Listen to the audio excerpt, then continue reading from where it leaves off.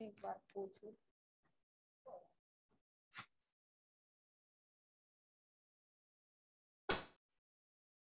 Good morning बच्चों। Good morning ma'am. सबके पास clear आवाज गुड मॉर्निंग मैम। आवाज मैम आ रही है ना? Yes ma'am. हाँ ठीक है।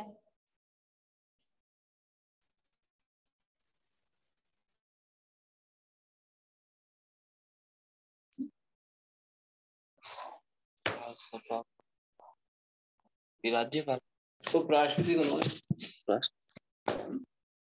उपराष्ट्रपति त्याग पत्र कोणी दिले? राष्ट्रपति हो गए ना? चलो ठीक है।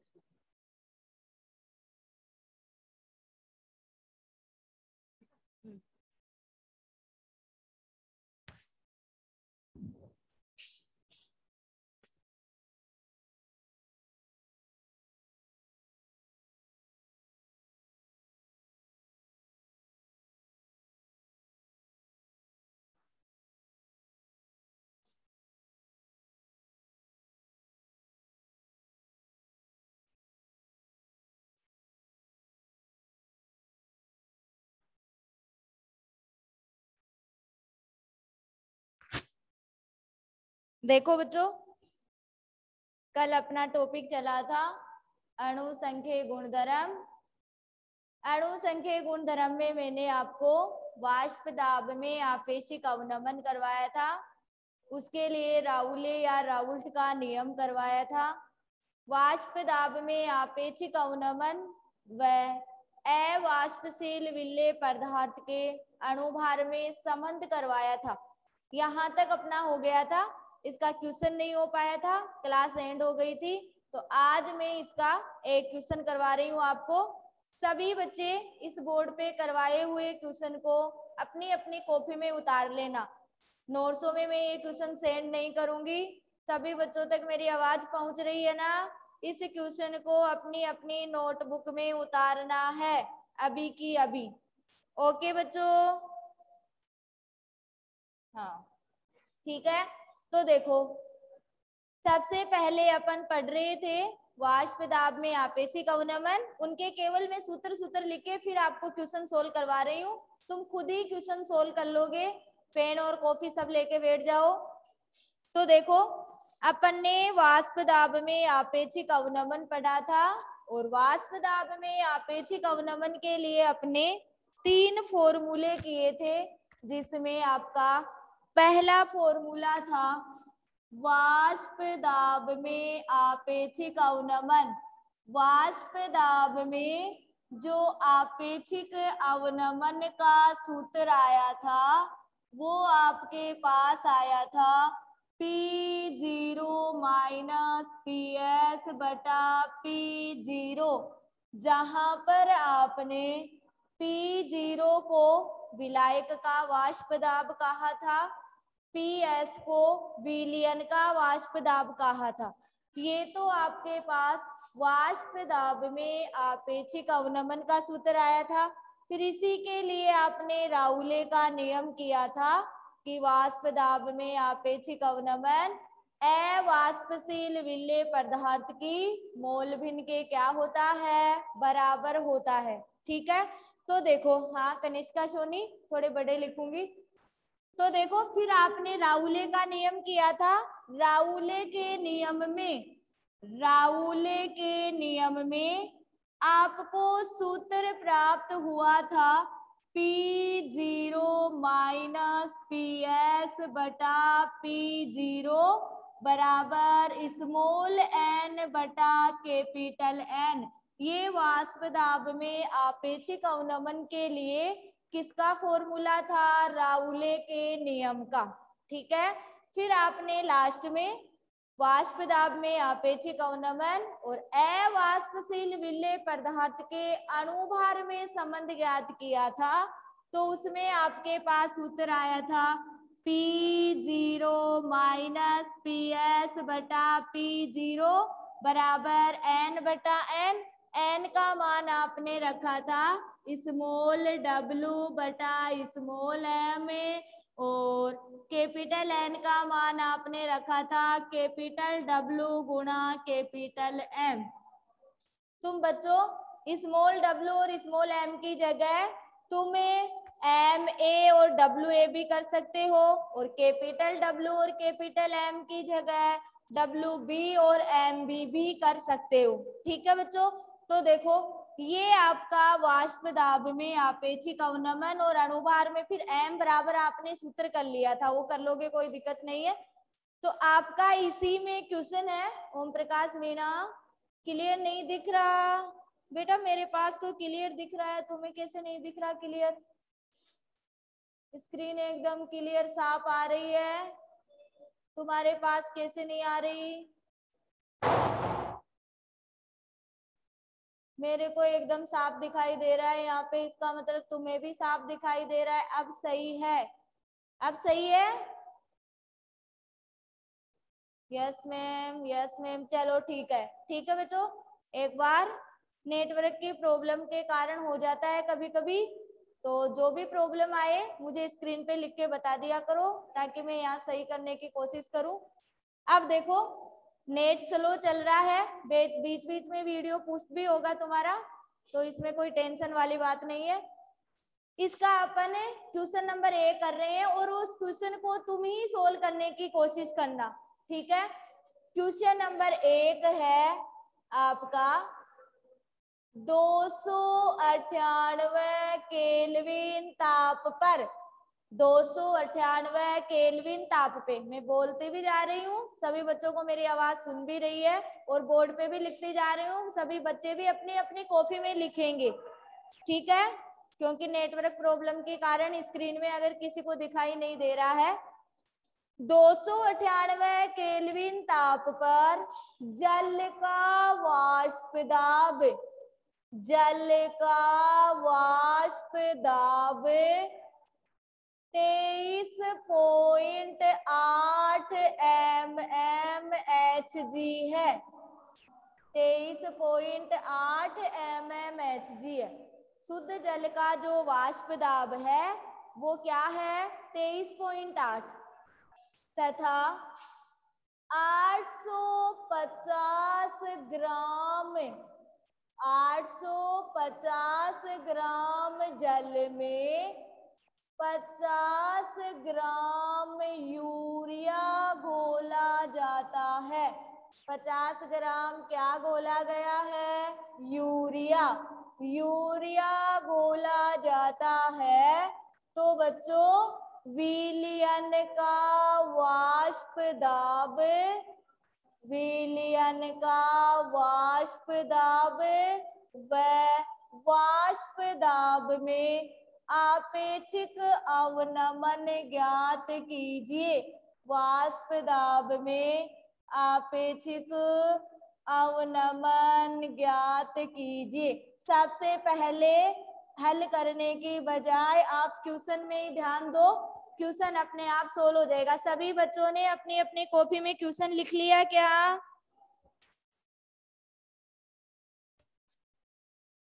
मैम फोक्स आ रहा है? सभी बच्चों ने क्वेश्चन लिख लिया क्या मैंने बोला है? हाँ हाँ, चलो चलो। 298 केल्विन ताप पर, दोबारा बोल रही हूँ बच्चों के पास, हाँ 298 केल्विन ताप पे फोक्स पड़ रहा है। 298 केल्विन ताप पर जल का वाष्प दाब 23.8 है।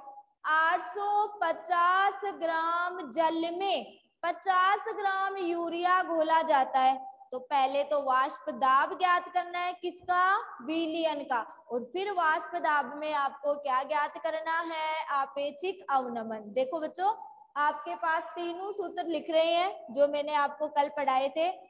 पहले पर्सन में ध्यान दो, क्वेश्चन का अपने आप सॉल्यूशन हो जाएगा। देखो इसमें एक तो जल है, तो यहाँ पे जल किसका कार्य कर रहा है? विलायक का। जल किसका कार्य कर रहा है? विलायक का। ठीक है, ये पहचानना पहले जरूरी है कि विलायक कौन है और विल्य कौन है, फिर तुम अपने आप कर लोगे। जल विलायक है। यहाँ पे भी देखो 850 ग्राम जल में, इसका मतलब ये जल विलायक है और यहाँ पे यूरिया किसका काम कर रही है, विल्ले का। यूरिया किसका काम कर रही है, विल्ले का। ओके बच्चों, जब विलायक और विल्ले तुम्हें समझ में आ गया, इसका मतलब तुम क्वेश्चन सोल्व कर दोगे। तो सबसे पहले आपको विलयन का क्या ज्ञात करना है, वाष्प दाब ज्ञात करना है। अब आपके पास देखो 850 ग्राम जल में, इसका मतलब विलायक का द्रव्यमान भी दिया हुआ है। 50 ग्राम यूरिया घुली हुई है, इसका मतलब यूरिया यानी विल्ले का द्रव्यमान भी दिया हुआ है आपको, ठीक है। और जल का वाष्प दाब यानी विलायक का वाष्प दाब कितना है, 23.8। तो इसका मतलब आपको द्रव्यमान मिला हुआ है। अणुभार तुम खुद को निकालना आता है विलायक और विल्ले का, तो कौन सा सूत्र काम करेगा, P0 माइनस PS बटा P0 बराबर बोलो स्मॉल w बटा स्मॉल m गुणा कैपिटल W बटा कैपिटल M। कल मैंने आपको बताया था स्मॉल w तो विल्ले की ग्राम में मात्रा है, स्मॉल m विल्ले का अणुभार है, कैपिटल M विलायक का अणुभार है और कैपिटल W विलायक का अणुभार है, ठीक है। मैंने कर लिया है, बहुत अच्छी बात है, कर लिया। तो अब देखो बच्चों, यहाँ पे आपके पास ये आया, बोलो P0 क्या है, विलायक का वाष्प दाब। तो सबसे पहले यहाँ पे तुम कोटेशन बनाओगे, बोलो P0 विलायक का वाष्प दाब है, तो विलायक क्या लिया गया है, जल। जल का वाष्प दाब कितना है, 23.8। PS विलियन का वाष्प दाब बच्चों आपको ज्ञात करना है। अब देखो स्मॉल w विल्ले की ग्राम में मात्रा है, विल्ले आपके पास क्या है, यूरिया, कितने ग्राम दिया गया है, 50 ग्राम। बोलो कैपिटल W विलायक की ग्राम में मात्रा है, तो बताओ विलायक कौन है, जल। इसकी कितना दिया हुआ है, 850 ग्राम। अब देखो बच्चों स्मॉल m किसका अणुभार है, विल्ले का। स्मॉल m किसका अणुभार है, विल्ले का। तो विल्ले कौन है, यूरिया। यूरिया का सूत्र होता है NH2CONH2। बोलो 2 नाइट्रोजन है, तो नाइट्रोजन का कितना हो गया, 14 दूनी 28, हाइड्रोजन 4 है, कार्बन का 12, ऑक्सीजन का 16, 12 और 2 14 और 6 20, 2 6। यूरिया का कितना अणुभार आया, 60। ओके बच्चों, ये तो तुम्हें निकालना आता ही है।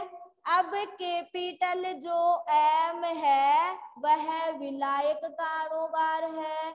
विलायक कौन है, जल। जल का अणुभार आप सबको पता है कितना होता है, 18। ये तुम्हारा कोटेशन बन गया क्वेश्चन से, सब कुछ तुम्हें क्वेश्चन में दिया हुआ है। आपको क्या ज्ञात करना है, PS। पहले विलयन का वाष्प दाब ज्ञात करेंगे, तभी आपेक्षिक अवनमन ज्ञात होगा।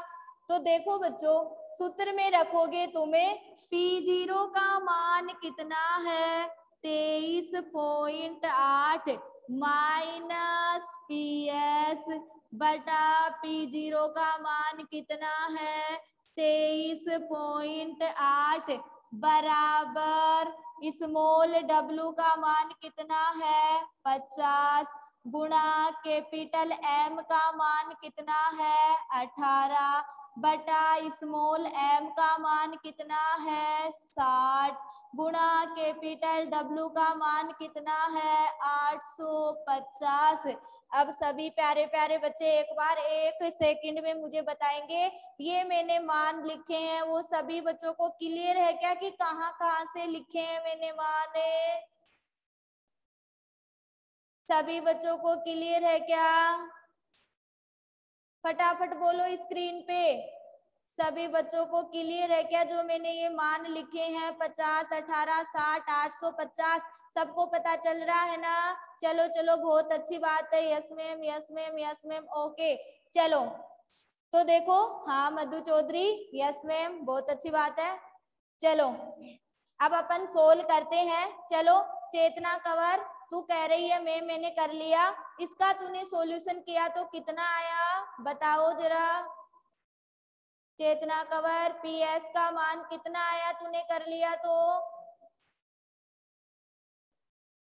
पीएस का मान कितना आया? चेतना कंवर कह रही है मैम मैंने कर लिया। पीएस का मान कितना है? 43.3। गलत है बेटा, गलत है। एक बार दोबारा देख, 4 की जगह कुछ गलत लिख दिया तूने। चलो बेटा, इस पीएस का मान आपके पास आएगा, सभी बच्चे सोल्व कर लेना, सभी को सोल्व करना भी आता है। 23.38 कितना आएगा? 23.38। अब देखो बच्चों, आपको वाष्प दाब, विलयन का वाष्प दाब तो कितना आ गया? 23.38। ठीक है। अब देखो, आपको वाष्प दाब में आपेक्षिक अवनमन और ज्ञात करना है।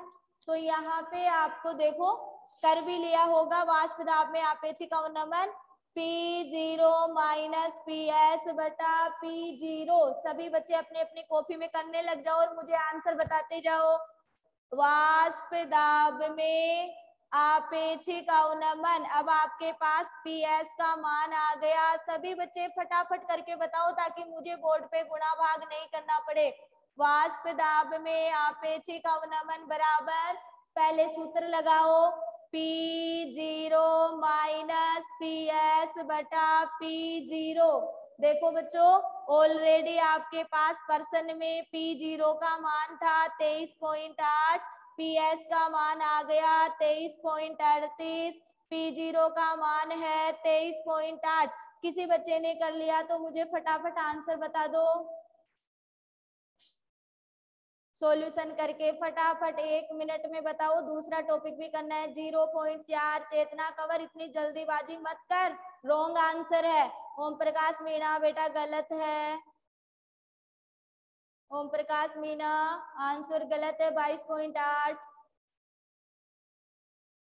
हाँ हाँ हाँ हाँ, नीतू यादव गलत है, नीतू यादव गलत है बेटा।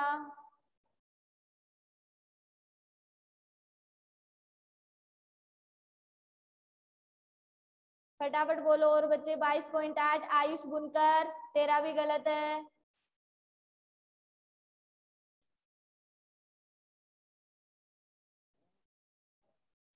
सौरभ शर्मा तेरा भी गलत है।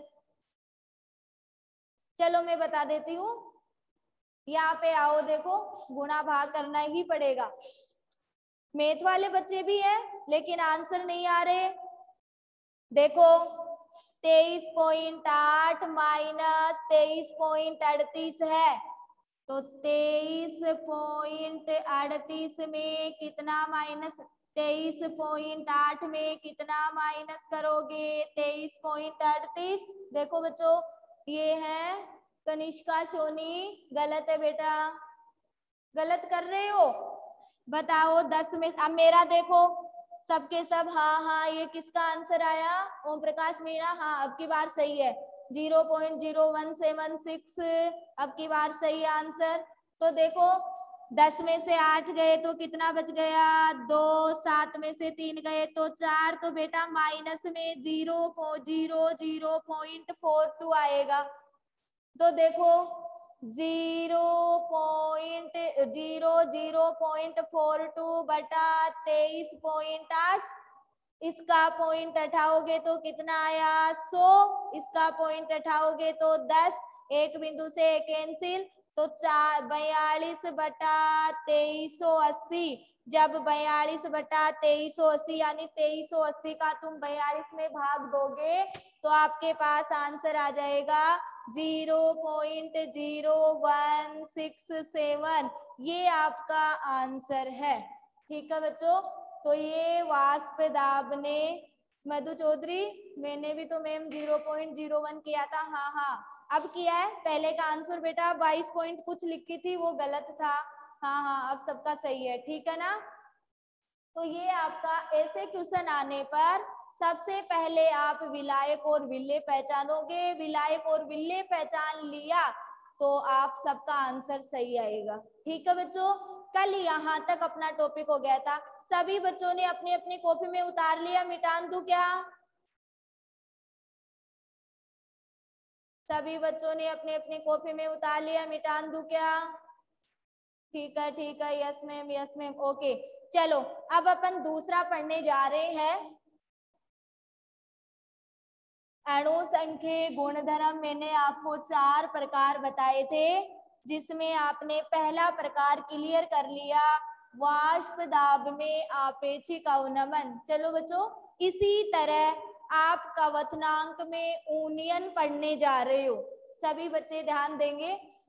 तो अणु संख्या गुणधर्म का दूसरा प्रकार है कवथनांक में ऊनियन। आज कृतिका कहाँ गई? कृतिका का आंसर नहीं आया, आज क्लास नहीं ले रही क्या वो? देखती हूँ, देखे मैं। कृतिका आज क्लास नहीं ले रही क्या?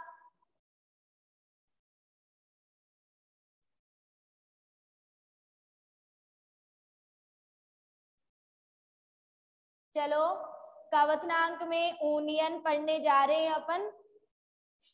तो अणु संख्या गुणधर्म का दूसरा पार्ट है कवथनांक में ऊनियन। कवथनांक में ऊनियन कल आपने वाष्प दाब में आपेक्षिक अवनमन पढ़ा था, जिसमें सबसे पहले वाष्प दाब की परिभाषा की थी। याद भी कर लिया होगा कि निश्चित ताप पर साम्य अवस्था पर द्रव की सतह पर वाष्प द्वारा डाला गया दाब ही क्या था? वाष्प दाब। आज आप पढ़ने जा रहे हो कवथनांक में ऊनियन। सबसे पहले इसमें आप कवथनांक जानोगे कि कवथनांक क्या होता है।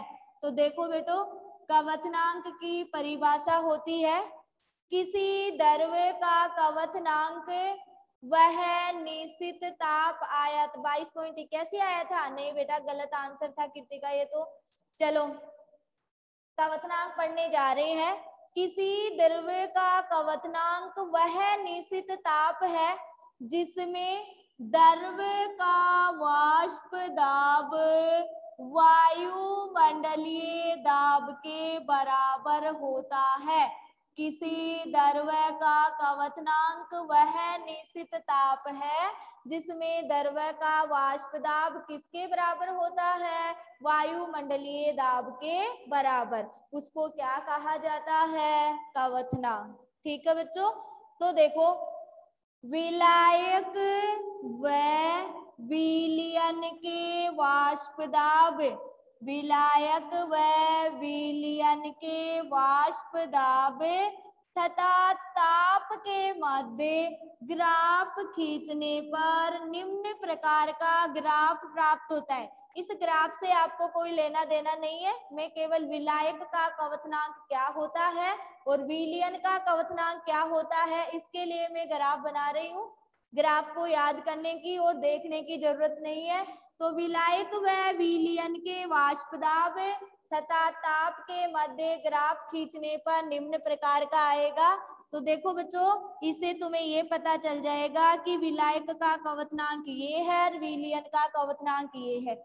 ये तो क्या है? वाष्प दाब है, और ये क्या है? ताप है, और ये वायुमंडलीय दाब है। ये क्या है? वायुमंडलीय दाब। क्योंकि आपने परिभाषा की है कि किसी द्रव्य का कवथनांक वह निश्चित ताप होता है जिसमें द्रव्य का वाष्प दाब किसके बराबर होता है? वायुमंडलीय दाब के बराबर। ये वायुमंडलीय दाब है। देखो बच्चों, ये आपका T1 है और ये आपका T2 है। ये आपका विलायक है और ये आपका विलयन है। तो सभी बच्चे समझ गए होंगे, ये विलायक है, विलायक का कवचनांक तो क्या है T1। ये विलयन है, विलयन का कवचनांक क्या है T2। और ये यहाँ पे है डेल्टा TB, डेल्टा TB है कवचनांक में यूनियन, डेल्टा TB क्या है कवचनांक में यूनियन, जो अभी अपन पढ़ने जा रहे हैं। तो देखो, माना विलायक का कवचनांक, विलायक का कवचनांक T1 है। कल विलायक का वाष्प दाब जिस तरह P0 लिया था ना, उसी प्रकार विलायक का कवचनांक क्या है T1। विलयन का कवचनांक, विलयन का कवचनांक T2 है। विलयन का कवचनांक क्या है T2। तो देखो, कवचनांक में यूनियन, कवचनांक में क्या करोगे यूनियन, कवचनांक में यूनियन होता है T2 minus T1। T2 minus T1 बराबर होता है डेल्टा TB। डेल्टा TB को ही क्या कहा जाता है कवचनांक में यूनियन। तो आपके पास कवचनांक में यूनियन क्या आ गया T2 माइनस T1 बराबर डेल्टा TB। तो कवचनांक में तुम्हें यूनियन पूछा जाए तो डायरेक्ट बताओगे डेल्टा TB। अब देखो, जिस प्रकार आपने कल वाष्प दाब में आपेक्षिक अवनमन के लिए राउले या राउल्ट का नियम किया था, उसी प्रकार आप कवचनांक में यूनियन के लिए भी किसका नियम पढ़ रहे हो, राउले या राउल्ट का नियम। मैंने बच्चों आपको बताया था कि सभी के लिए राउले का नियम आएगा। कल वाष्प दाब के लिए राउले का नियम था। ऐसे बार बार रिपीट करने पर तो कोई बच्चा ऐसा नहीं बचना चाहिए कि उसे याद न हो, आते भी रिपीट किया था, दोबारा भी बता रही हूँ। कल मैंने वाष्प दाब में आपेक्षिक अवनमन के लिए राउले का नियम बताया था कि वाष्प दाब में आपेक्षिक अवनमन किसके बराबर होता है, अवाष्पशील विलेय पदार्थ की मोल भिन्न के बराबर। आज देखो बच्चों, कवचनांक में यूनियन के लिए राउले या राउल्ट का नियम क्या होता है। इसके लिए जो कवचनांक में यूनियन होता है वह विलयन में उपस्थित अवाष्पशील विलेय पदार्थ की मोललता के समानुपाती होता है। किसके समानुपाती, मोललता के, विलेय की मोललता के समानुपाती होता है। तो देखो, आप करोगे कवचनांक में यूनियन, और कवचनांक में यूनियन किसके समानुपाती, मोललता के। आप मोललता बहुत ही अच्छी तरह पढ़े हुए हो कि 1 किलोग्राम या 1000 ग्राम विलायक में घुले हुए विलेय के मोलों की संख्या को क्या कहा जाता है, मोललता, जो पीछे बहुत ही अच्छी तरह पढ़े हुए हो। चलो, कवचनांक में यूनियन को किसे दर्शाया, डेल्टा TB से, समानुपाती मोललता को किसे दर्शाया, स्मॉल m से।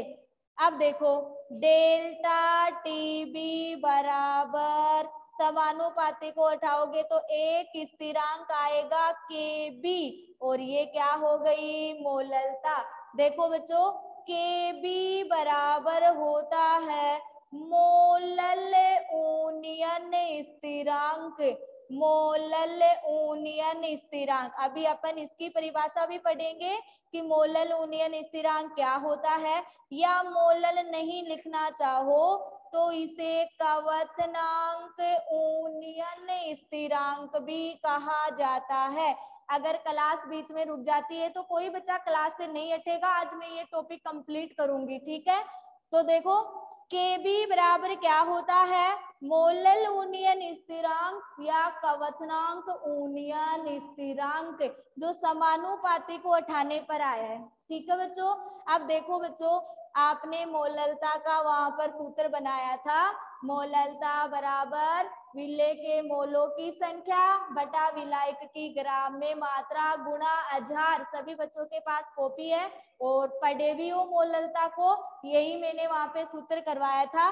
तो देखो यहाँ पे क्या आ जाएगा, डेल्टा टीबी बराबर के बी और मोललता बराबर क्या हो गया, विलेय के मोलों की संख्या।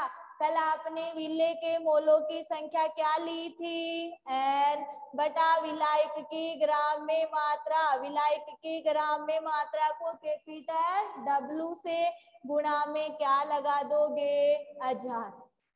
ठीक है बच्चों, यहाँ तक सबको क्लियर। अब देखो, कल आपने, तभी मैंने कहा था कि वाष्प दाब में आपेक्षिक अवनमन ढंग से पढ़ लेना, आगे वो की वही चीज चलती चलेगी। अब देखो बच्चों, डेल्टा टीबी बराबर के बी, विलेय के मोलों की संख्या बराबर विलेय की ग्राम में मात्रा बटा विलेय का अणुभार। बोलो, विलेय की ग्राम में मात्रा स्मॉल डब्ल्यू, विलेय का अणुभार स्मॉल एम या डब्ल्यू ए बटा एम ए, गुणा कैपिटल डब्ल्यू और गुणा में क्या लगा दूं, अजहार। ये किसका सूत्र बन गया, मोललता का। वहां पे आपने डब्ल्यू ए किया था, चाहे स्मॉल डब्ल्यू लिख दो चाहे डब्ल्यू ए लिख दो, बात वो की हुई है, क्योंकि विलेय को ए से और विलायक को बी से। ये आपके पास क्या बन गया, सूत्र बन गया। तो ये कवथनांक में यूनियन के लिए किसका नियम होता है, राउले का नियम।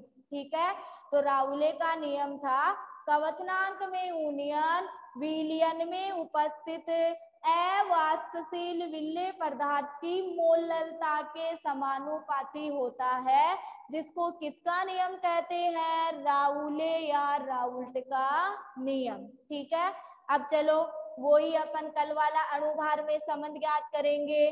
तो कवथनांक में यूनियन व अवाष्पशील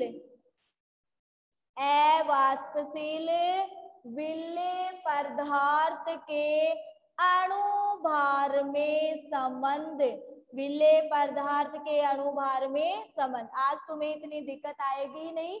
चलो, डेल्टा टीबी बराबर के बी स्मॉल डब्ल्यू बटा स्मॉल एम गुणा कैपिटल डब्ल्यू गुणा अजहार।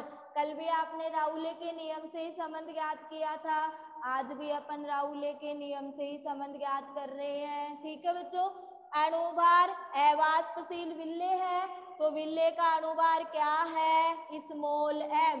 तो देखो बच्चों क्या हो जाएगा, डेल्टा टीबी गुणा स्मॉल एम गुणा कैपिटल डब्ल्यू बराबर के बी स्मॉल डब्ल्यू गुणा अजहार।